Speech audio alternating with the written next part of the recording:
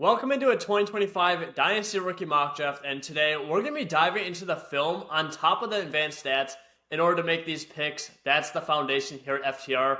So let's dive right into it. It's going to be a Superflex PPR mock draft. We are going 2 rounds deep.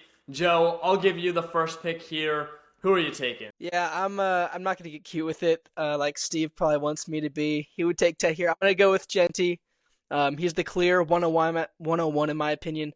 Fantastically patient runner, home run threat at all times. I think he's gonna land in the middle of the first round unless he shoots up draft boards towards the end of the pre-draft process. But I'm gonna take Genty 101. I don't think it's too much of a discussion, although Ted is great. I think it's a pretty easy pick, so I'm psyched to get the first pick and start my draft off that way. All right, with the 102, I think I'm going to go against the current a little bit. I'm going to be a pioneer here. I've been pretty historically anti-Tet in this, so I'm going to go, against the consensus and go with Burden at the 102 right here. I know a lot of the stuff leading up to the draft has kind of painted him as a slot guy only, and I really disagree with that. I think he's shown he can beat press pretty routinely. I think most of that narrative has come from how Missouri has misused him. They stick him there and in the backfield and kind of use him as a gadget guy when he can be a true wide receiver one. Good route runner, solid speed. I think he's going to be really productive. I think he's going to be used in a lot of screens too, whatever offense he goes to. So that's a lot of manufactured PPR production.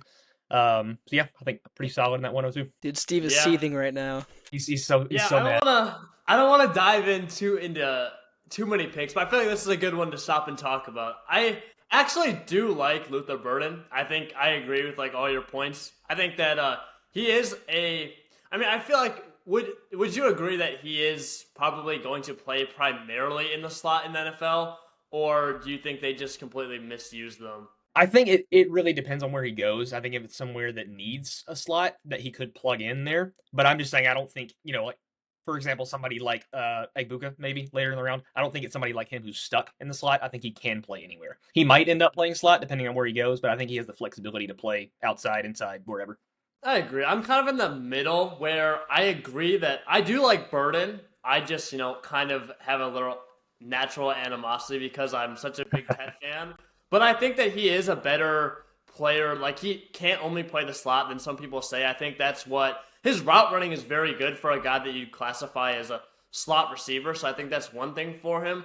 I just don't see him. I think that he's not a fantastic. I don't really like him on the outside as much than some people. And again, not really trying to knock Burden. I think, I'll just dive into my pick at the 103. I'm going to take Tedor McMillan. I think that the upside and the talent you have there is just a lot more. And I think it has, honestly, a higher ceiling and also a higher floor, in my opinion. Ted McMillan is just one of my favorite players that I've watched in a long time. He reminds me of a guy like Drake London, Mike Evans, except for those players, they typically, win using their fantastic body control, great hands, they can go up and high point the ball. All things that Tet showed that he can do on film. But the reason why I love Tet so much is I would go as far to say he is at least a plus receiver in the yak department. To almost say he is elite for his size. And that's something that I just don't think, Mike Evans, Drake London. If you say you're getting a Drake London, Mike Evans guy with potentially elite yak ability, you would be all over that. So I think that he does need to be a little more. I think the main knock, maybe you can touch on this, Drew, after, is the route running. But again, for his size, that's not how he's what, 6'4", 220? That's not 215 right now. That's not how he's going to be asked to win in the NFL anyway. And in my opinion, I think it's adequate enough to where I don't really see it becoming a problem at the NFL level. Yeah, maybe I'm coming from too much of just a regular NFL scouting place than a fantasy perspective, but my main knock on Tet throughout this whole process has just been my issues with him against press. I think he's gotten routinely walled off and jammed by pretty subpar competition. Big 12 corners there are not half as good as the guys he's going to be playing at the next level.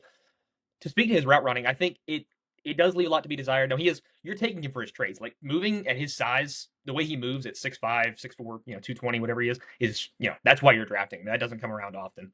And I think his route running has improved a lot from 23 to 24. So clearly there's, he's moving in the right direction there. But I think for me to really be a believer, I think he's got to be able to beat press. That's really my main concern with him and why I would go Burden. Yeah, I feel like you're splitting hairs with prospects in a lot of these spots, but you got to think about landing spot as well, which I know you guys definitely do, because, you're thinking about Tet. He's definitely going to land like a definite wide receiver one, a ton of targets year one role, most likely, if he goes to the Patriots. Whereas Burden, I'm a Mizzou fan, so I love Luther Burden. One of my favorite spots is the Commanders, like later in the first round, Yes. because I know Mizzou did have kind of a tough year offensively, so it may have hurt his draft stock a bit. So if he goes to a team like the Commanders, who already have a set wide receiver one with Terry McLaurin, that can make a clear spot for Burden in the slot. He could definitely eat in that role, but he may not see as many targets in year one or year two as, say, a Ted McMillan, who would be given the chance to be a wide receiver one right off the bat immediately in a place like New England. So I love both the prospects, but that's just how I split the hairs personally. I would go Ted over Luther. But moving right into the 104, I am kind of going for an upside pick, a home run swing here, because I did get Genty with my first pick, kind of went safe, as if you want to call that safe. So I'm going to go Cam Ward. I know this is super flex, and I've been going back and forth between Sanders and Ward as my QB1 the last few days, but Drew, your video over Ward kind of convinced me, honestly, of the upside versus I think Sanders has really high floor, but you don't play fantasy football to get fifth place. So I'm going to go with Cam Ward. I think he has that QB1 upside. Big play potential, like you said, backyard football. So yeah, Ward's my pick here, getting a quarterback in the super flex and with a super high ceiling. So Glad to hear that about Ward. Yeah, I'm fully with you on the upside there. I think now I know a lot of people typically you see the 104 and 105 being QBs. I think a lot of this not only is it landing spot dependent where they get drafted, but it's also very team dependent. If you need a quarterback, if you don't. I've been a historically anti-Sanders guy too. Just the lack of arm talent really scares me. The lack of athletic profile. So I'm going to go back to running back here, and I'm going to go Travion Henderson. You can't really go wrong between him or a Marion Hampton right here. I think you could, you go either way. I've been a huge Henderson truther from the very beginning with me. I think he's got home run speed, not afraid of contact at all. Not a huge frame, but he'll run through somebody's chest. As far as playing time goes, he's one of the best pass blockers I've ever watched. From a running back perspective, he's going to earn reps really early. He's shown constant flashes of a full route tree as a running back. He's a great route runner, great hands. He's excelled in all facets of a running back. While splitting carries with Judkins, he's been super efficient whenever he does get carries. So yeah, I don't think you can go wrong between Hampton or Henderson, but I would lean Henderson just because I've been high on him since the very beginning of the draft process. Oh yeah, I love that pick. I have Henderson as my RB2 as well. I know that was one of the videos we put out individually on the FTR channel, and most people do have him. I'm glad to see that you have Henderson over Hampton and Johnson because I don't think that's a consensus right now. But like you said, I mean, I'm not going to regurgitate, but yeah, pass blocking I think is something fantasy owners don't really take too much into account, but that's going to get him playing time on third down, which will actually turn into, dump off, check down, on top of the fact that he is a good pass catcher. I think his route tree and hands are just so much better than Hampton or Johnson. Very explosive player, but I will go back to the quarterback position at the 106, and I have Shedeur Sanders as my personal QB1. However, I will say him and Ward are on the same tier, and again, I'm getting really close to putting Ward. It's just that when you turn on, every time I'm like, yeah, Ward's my QB1, I turn on the film, and I'm like, what is this dude doing? Like, he just makes some of the most, absurd, ridiculous throws that, from a prospect film perspective, it just makes it so hard. Because I actually do love shooting for upside. I think that it's just hard. I like shooting for upside when they already have a bit of risk baked in, right? And I think that is somewhat true for Ward. But if he's being valued as the quarterback one, I think the risk just outweighs a lot of the reward. And in a super flex format, when and this is just personally, I think I view running backs, receivers, and tight ends differently because, I don't build a dynasty team around those. I build a dynasty team around quarterbacks, so I'm a little more safe in that department. I would just love a guy like Shedeur Sanders. I know you brought this up before, Drew. I think he has a Tua Tagovailoa career arc, and I'm fine with that. I think that's very good, a high-end quarterback too. Tua, I think, could be valued a lot higher than he is in Dynasty right now if it wasn't for all the concussions, it wasn't all the injuries, and just the mess the Dolphins are right now. So Sanders, I think that he's just a very clean profile. He's improved every year where Ward is kind of all over the place, 5-year player, hasn't, played against very good competition for his entire career. And Sanders, I like that he adds some value as a rusher. I think that he will be a guy that can give you 20, 30 rushing yards on the ground. So for fantasy, I don't think he's a zero in that department. And I really just love the accuracy, great anticipation, and the arm talent isn't very good. I do agree, but I think it will be. I just don't see it as a big enough problem to, you know, cause him to flare out in the NFL. Yeah, I think that's a good point. Like I said, yeah, I think Sanders has I think he has a higher floor than Ward, which I think is a fairly consensus view. And I mean, at this point in the Superflex draft, I mean, getting one of the only two quarterbacks that could go in the first round, I feel like at this point is a pretty good play. If there's nothing else to say on that, I'm going to move into my next pick. I'm going to go ahead and take Amarion Hampton, the running back out of North Carolina. I did a video on him like a week or two back, but I'm a big fan of him. I love his physicality. I love that he's not afraid of contact, but he's also sneaky elusive as well. And he's going to get those goal line carries. You saw at UNC, they go to him 2-3 times in a row on the goal line. I think that may be part of his role in the NFL as well. I think he could get a chance as a 3-down back, being a true RB1 in an NFL system. I mean, there's not a ton of places where you see just one running back anymore, but I think he has a chance to be as close as a 3-down back as we're going to see in the NFL. And like I said, that physicality, that elusiveness, it makes him a pretty versatile weapon. And I think, again, he's going to get those goal line carries that translate touchdowns into fantasy points. I think he's a pretty safe bet to be a top 12 running back in the future. So that's my next pick. All right, yeah, I think that's a steal to get Hampton that late in the 107. I think jumping into this, I'm gonna go ahead and jumpstart the tight end premium. I'm gonna grab Tyler Ward. Dang it.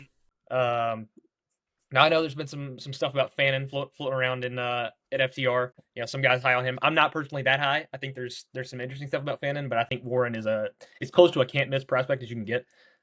He's been Penn State's offense has run solely through him this entire year. He's used so much.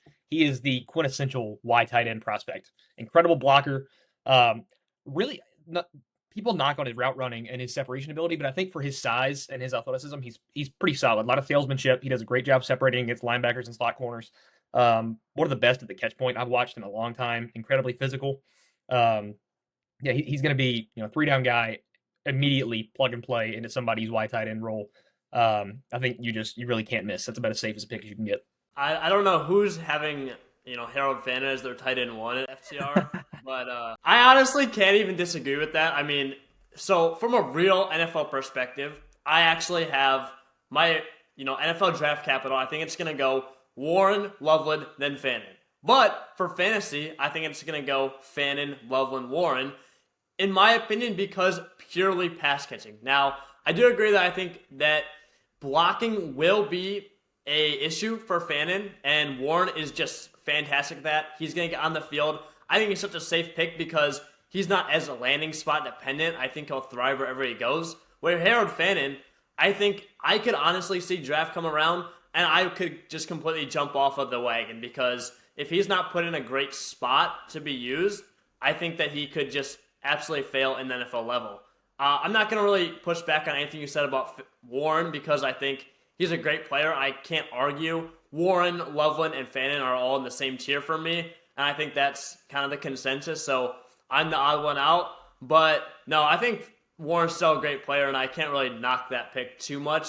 At the 109, though, I'm not going to go Harold Fannin as much as I would love to because I still have Emeka Egbuka on the board. I think he's a great player out of Ohio State. A lot of people, in my opinion, from watching the film and just hearing the community, a lot of the knocks on him are honestly just some prospect fatigue, in my opinion, because he was supposed to come out last year. He's been relevant for the past 2 years, and this last year he was very productive, but people just don't care as much because they've been hearing about him for so long. Playing next to elite competition at Ohio State, this year you have freshman Jeremiah Smith, who is just unbelievable, and he still had a fantastic season there at Ohio State.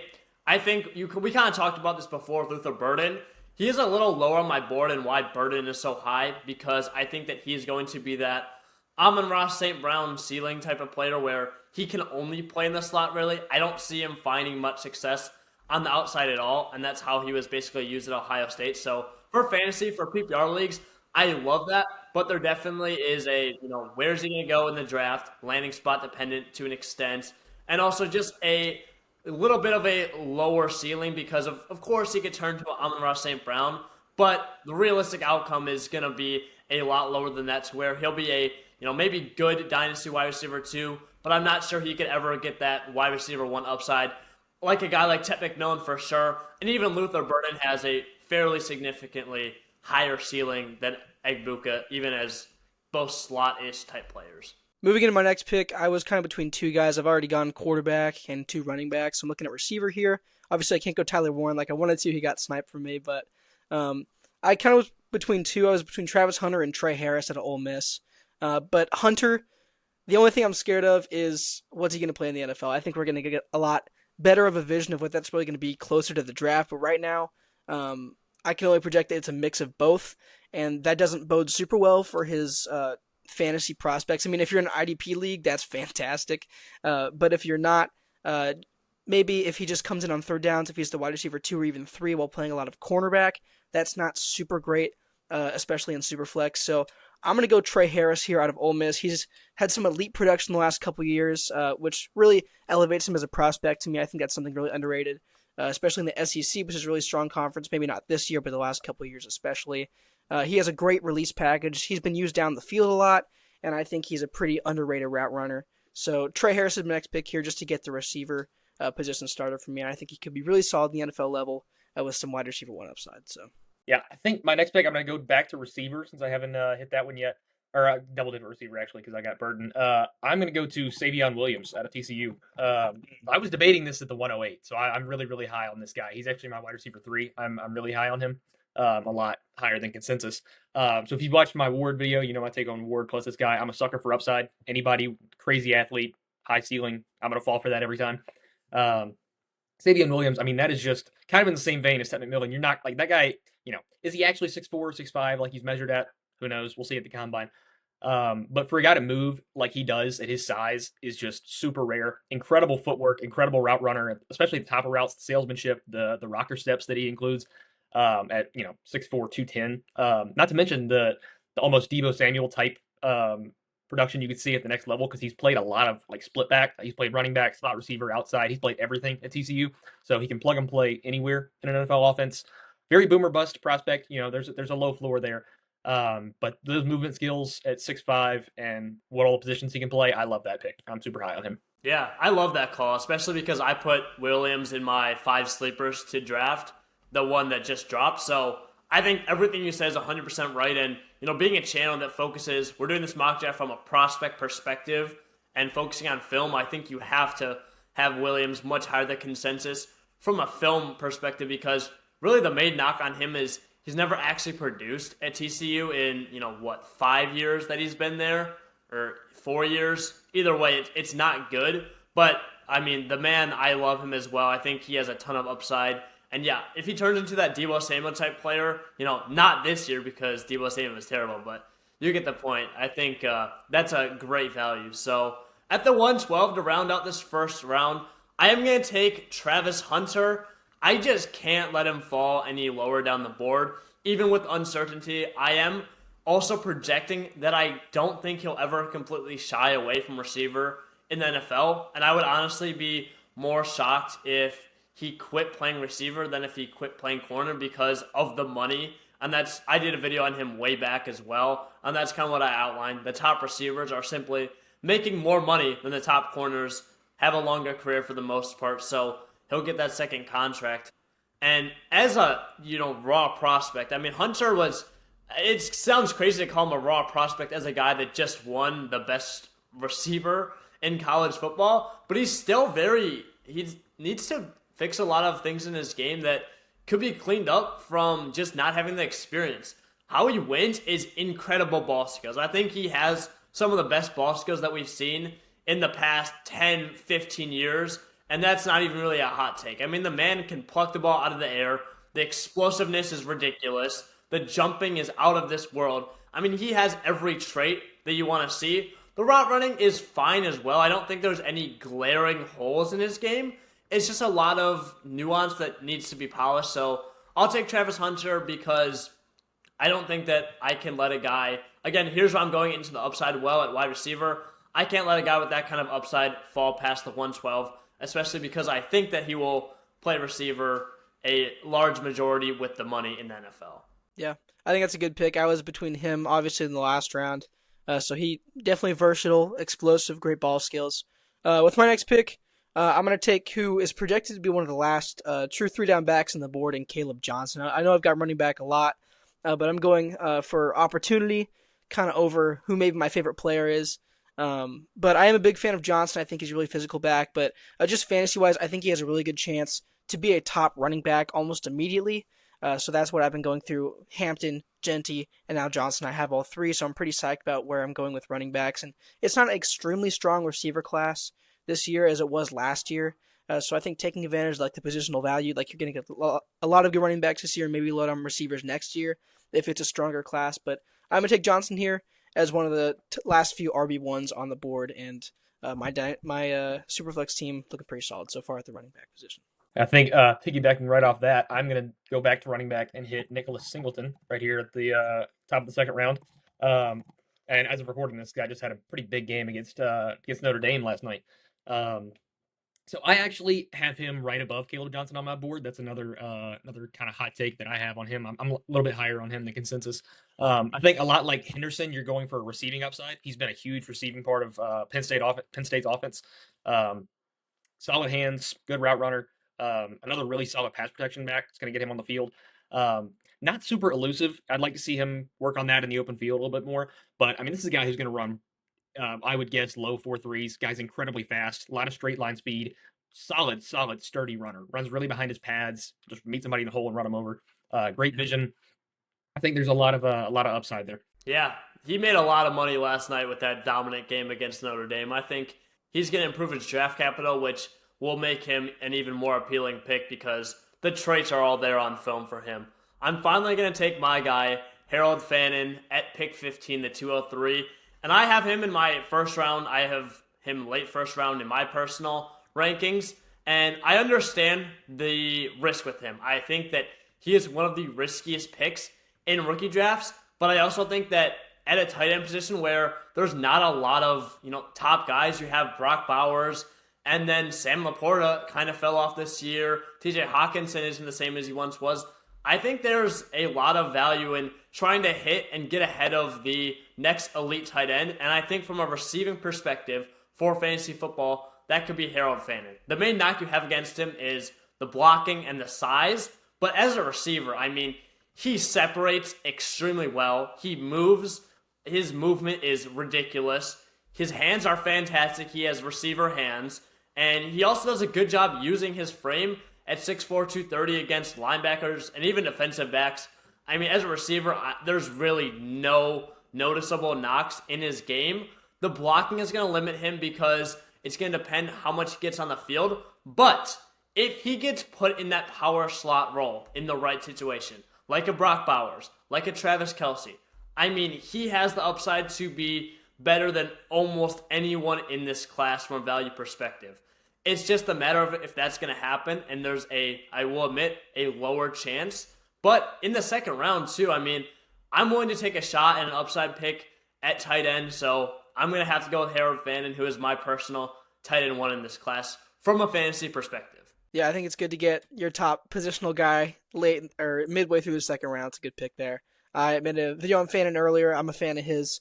No pun intended. But I'm a bigger fan of Tyler Warren, but I see where you're going there, Steve. I think he has a lot of upside. For my next pick, I'm going to go back to receiver. And forgive me if I butcher the name. Alec Ayomanor from Stanford. I don't know if that's how you say it. I believe it's Alec Ayomanor. Ayomanor, okay. Alec Ayomanor. I apologize, Alec. But I mean, he's been really productive the last few years, put up some highlight reel catches and some really good routes, and even produced this year in a really bad situation offensively at Stanford. He was kind of their main guy there. So I think, that production value can transition to the NFL. He obviously has fantastic ball skills. He's a great athletic profile, so I'm a big fan of his, and I think he's a bit underrated going into the draft process. I think he could be one of the top wide receivers in this draft when it's all said and done, so that's my pick here, going back to wide receiver. Yeah, you really stole that one from me. I was looking at him next. He's one of my favorites in this draft. I really like him.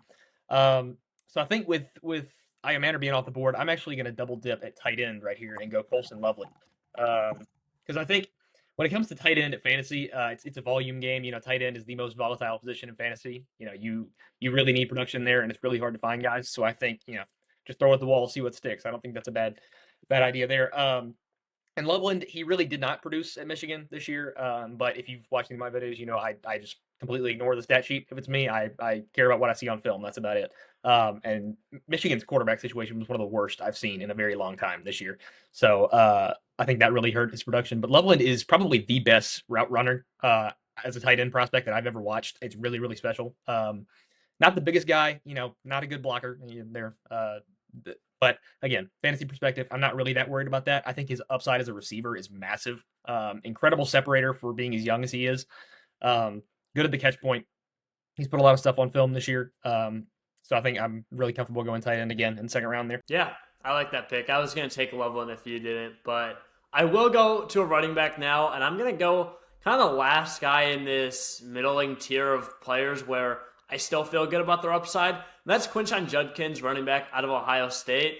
Yeah, I still have Henderson over him, and I think people are coming around to that, you know, pretty noticeably. This year, you know, putting them neck and neck, Judkins just did not look as good, but Judkins is also a guy that you can turn on a few years of film for him because he was a darling at Ole Miss a few years back, broke out as a freshman, displayed a lot of good traits. I think he looked really explosive then. Just didn't really have the same juice at OSU, which does worry me. I mean, if he came to Ohio State, showed that Ole Miss juice and the good running physicality, being a bigger back, pass catching's never been fantastic, but he just took a step down at OSU from a film perspective and a stat perspective, so kind of hard to really love him coming into the draft process. But I think the upside is there, and I think he's still a good enough physical back to where there's not a whole lot of risk taking him here either at pick 18 because he's going to get, day 2 draft capital pretty comfortably and at least find somewhat of a bruiser role, worst case scenario at the NFL level. Yeah, Judkins was going to be my next pick. I think, out of all the running backs, he's one of those guys that can just run a dude over if you need him to. So he can definitely be that power back, goal line back at the next level. I actually watched some of his film today versus Penn State. I like what I saw. But on that same thread, I'm going to go with kind of a darling of the media the last few weeks. I'm going to take Cam Skattebo out of Arizona State. I know he's kind of been a late riser and it's kind of a big name, but I still want to get him towards the end of this round. I know that he's a fantastic physical back. He can do it all. He's got great hands, and he's a very good route runner. I know, Steve, you had him as one of your sleepers in dynasty drafts for this draft cycle, so he's incredibly physical. He's a tough runner. I know he had a lot of carries at ASU, and he was kind of the biggest part of their offense, especially against Texas. He had a fantastic game, boosting his draft stock against a really good opponent in that Longhorn defense. So if I can get a player like that towards the end of this draft to, with the upside, maybe he has a lower floor, but just fantastic upside, that's who I'm going to go with. So Skattebo is my pick. Like that. There's some good value there. I think here I'm going to continue on the receiver train, and I'm going to go with a guy that actually started my the year out as my wide receiver 1, Isaiah Bond. He's really, really fallen off this year. I think there was some stuff about his ankle injury. We don't really know what happened there. He missed some time. He has not been as big of a part of the offense since he came back. But I think if this guy, if he gets whatever injury stuff's going on there fixed up towards the end of this draft process, you've got some amazing speed there. I mean, the guy's like Jalen Waddle level speed. I would not be surprised if you see high 4.2s at the combine from him. Great route runner. Not the biggest guy, not very physical at the catch point, but he's an awesome route runner. Tons of athleticism. So I think if you can take advantage of him being a little bit lower right now, maybe he takes a good landing spot. Early day 2 somewhere in there. I think he can be really productive, especially as a rookie. I wasn't a big fan of Bond when he was being pushed up into the first round beginning of the year, but now that you're getting that discount, I'm typically scared of guys like Xavier Worthy, but he also had a good rookie year, so seeing that kind of modernized more in the NFL and having some fantasy relevance I'm liking Bond a bit, so love the pick there. I am going to go with Jalen Milroe at pick 21, and I feel absolutely disgusting making this pick because, I talked about Cam Ward, and it's like, what are you doing? Jalen Milroe makes some of the most egregious decisions I've ever seen, but it's on a down-to-down basis. Sometimes I'll watch him and be like, wow, this dude is nuts. Like, that's some unreal arm talent. Like, this dude just came out of the pocket and ran 2 guys over and had a 40-yard rush. And then I see him run out of the pocket, throw it across his body into 4 defenders. And I'm like, what are we doing? So It's so hard for me, but this is fantasy, so I'm expecting him to rise up draft boards.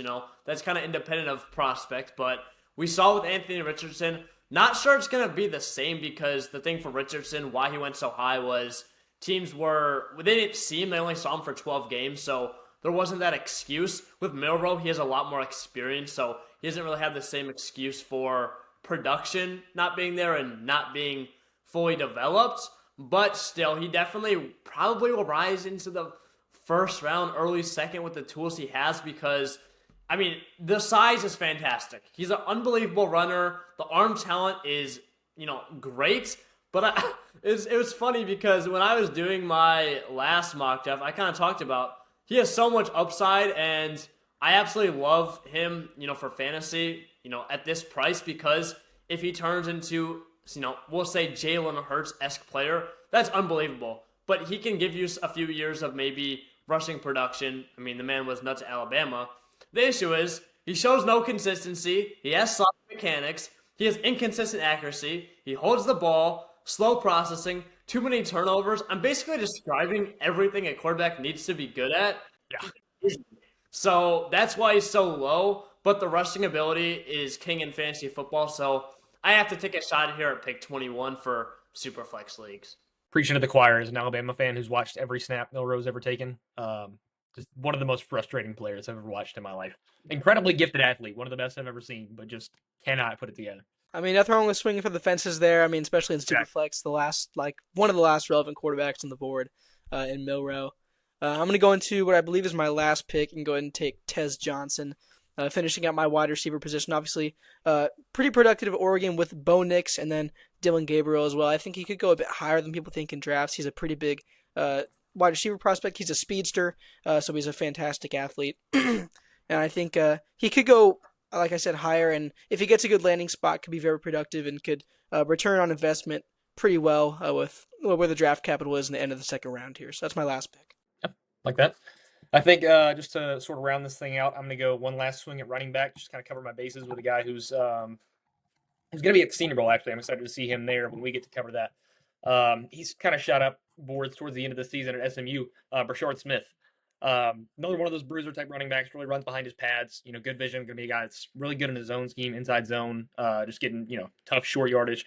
I think he could be a sneaky guy towards the end of day 3 that really sneaks into a starting role for an NFL team somewhere. I like that call. I've seen a bit of buzz around him, so it'll be fun to see him down in Mobile. I'll end this draft off with my last player. I'm going to go Jaden Higgins, also a guy that I had on my, sleeper list, receiver out of Iowa State. And, production-wise, he's always been pretty good.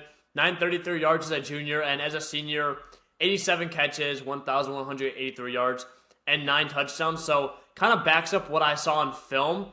Also has great size, 6'4", 215, and has good route running for being that big. It's not fantastic, but he uses his body extremely well to create separation. He's a very good red zone threat, all things which I think are important for fantasy football. Now, unlike Savion Williams or Tedward McMillan, he doesn't have the best speed. He's also not a very big, or very good downfield threat. Doesn't add very much in the yak game, and he's not very agile. So I think he's kind of a, red zone, one-trick pony where he's not going to be, abusing guys with, his unreal route running. He's not going to be going crazy with all these other traits, but he's going to be a big body receiver that can box players out and can make, maybe can catch 8 to 9 touchdowns a year, as a red zone threat. So I think he's worth taking a shot here. I like taking these good profile players to where they have good size and adequate enough speed, and that's why I have Jaden Higgins rounding out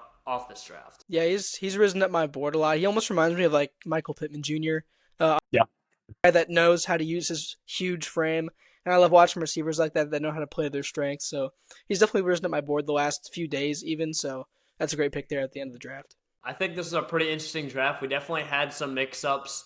Savion Williams go in the first round. Troy Harris as well. I think 2 receivers that a lot of people consensusly don't have in their top 12 for Dynasty, but I think both are very good film players. So once the metrics come out with the Senior Bowl, Combine, and all that good stuff, I expect them to rise.